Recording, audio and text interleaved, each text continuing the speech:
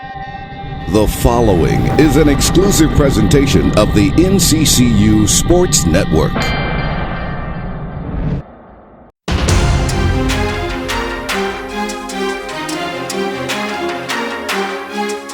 Here's Nimrod Hilliard with it now as he backs up. The Eagles are in their home light gray jerseys with the maroon camouflage trim down the sides, the maroon numbers and letters that read NC Central across the chest as Hilliard throws it right side. McDonald, rise, fire, knock it down.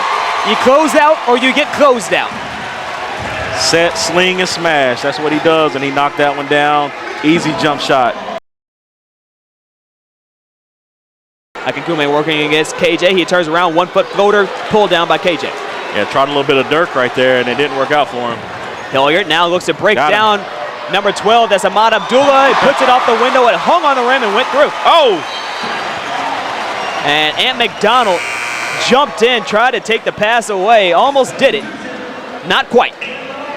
Yeah, nice move, though. But anytime you give a guard that much room to make his move, he's got you at his will. He's coming full speed. He can go in and out, or he can cross over and get the move. And that time he went in and out, raised up, and went strong right side. A&T driving up the floor now. Abdullah with the fall away. Layup is no good. Hilliard out the pass to KJ. KJ up, down goes the dunk.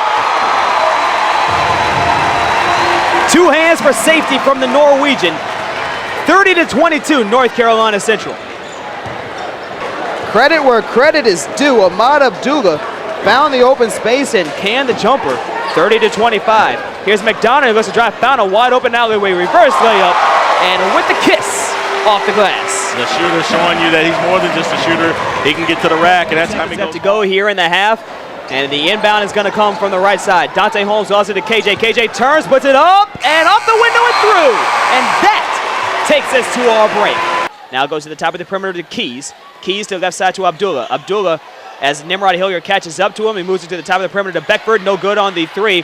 Rebounded by KJ. Now Hilliard, outlet pass to Jordan Parks. Parks, oh goodness, leaps up and just lays it in off the 10. Wow, 75-foot alley-oop pass, and he's able to catch it and throw it up against off the glass real soft. Good. I know everybody. As many walks as they called tonight, and they've missed that. That's bad. 57-54. North Carolina Central with 3.5 minutes to play. Hilliard will drop it off to McDonald, now to Holmes. Holmes to Hilliard.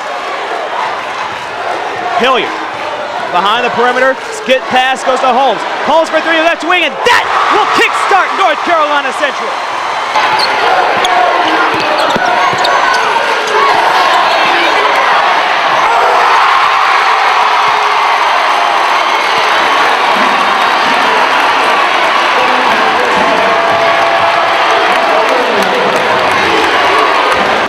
Hilliard moves to his right, inside it to go to Jordan Parks. He gets it in between 2 A&T players. He goes a strong and the finish. 7 on the shot clock. Hilliard now moves to Jordan Parks. Parks up, and oh, he counts it in one more. Wow, what a possession right there. Feel like we were discombobulated the entire possession. I was in my back of my mind thinking Coach Morton might even call a timeout, but they're able to turn the corner and drop it off to Jordan Parks, and he's able to finish with authority. Abdullah drops it off to Breemers. Breemers with a desperation 3. No good. Rebounded by Parks. He'll drop it off to Hilliard. 15 seconds. Hilliard in the backcourt. Lobs it to McDonald. 12 seconds. McDonald up ahead of KJ. And who else? And the backside to Jordan Parks. And he throws down the reverse. And there's your exclamation point for North Carolina Central. 69-58 with 3 seconds to go. Ball goes out of bounds. It'll stay with North Carolina A&T. And just to show off with a flourish to send the Eagle faithful home in good manner, North Carolina Central is a maroon and gray victory. The Eagles have done it. 16-0 within conference play. 12-0 at home. 34 consecutive wins, and now make that 35. One behind Arizona of 36. The Eagles roll into conference play, undefeated in conference and unsatisfied. Your regular season conference champs will head to Norfolk to defend their conference title. Eagle fans, reset your counter. From 0, set it back to 3. 3 wins to go. Next stop, NCAA tournament. It's a maroon and gray victory for North Carolina Central, the final time here in McDougal-McClendon. And you heard it all right here on the NCCU Sports Network. Coach, again, congratulations. Thank you. Would you make an opening statement about today's win? Yeah, it was so much riding on this game.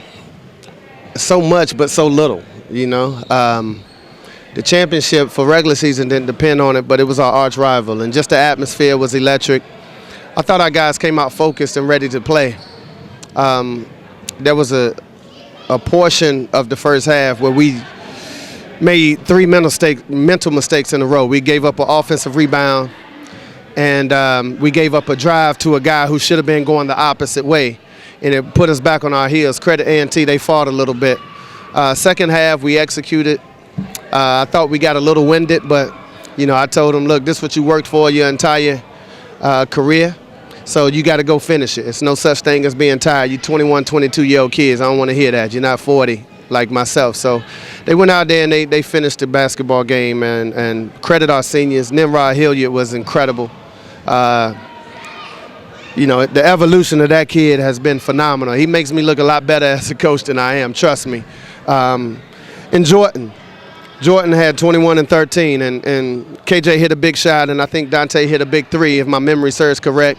Ant really got us going in the first half. So once again, it was a collective basketball game, and I told them you get 24 hours to enjoy this, and then we got to go back to work, because next week is huge, and we're not oblivious to that fact. So we understand the status and the paramount of next week, and we'll be prepared. Speaking of team efforts, your team finished undefeated in the MEAC. You know, that's something that not even last year's team was able to do. What does that say about this year's group? I thought I haven't told them, but I think it's really incredible, because it's one thing if we have the most talent in the conference. I don't think we have the most talent pound for pound, you know, and we've been flooded with and hit with some adversity, and we just had to overcome the odds each and every game.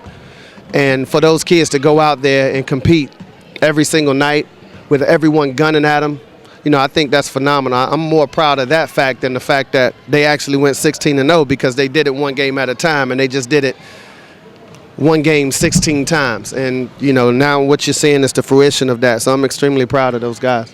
What did it also mean to have Sam Jones sitting on the baseline watching this final game? That's my guy, man. We talk all the time, and we developed a close bond even when I was a player here.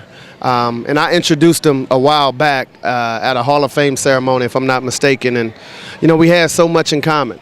You know, a lot that people don't know. You know, my neighborhood in Roxbury, he used to hang there when he was with the Celtics. And there was a guy from Roxbury by the name of Jimmy Walker that he really helped. And he took Jimmy Walker out of Boston and sent him down to Laurinburg Institute. And from there, he went from Laurinburg to Providence, and he wore number 24 in honor of Sam Jones. He left Providence and was the #1 draft pick in the '63 draft, if I'm not mistaken, by the Pistons.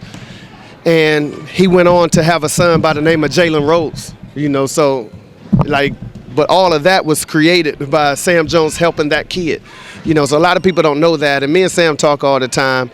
I'm a Celtic fan. I'm a Bostonian born, and a North Carolinian, so we always talk, man, and we talk about who has the best jump shot. He teased me that I finished 25 points behind him in scoring, and I told him I let him because I respect him. So seeing him here, you know, it's tremendous.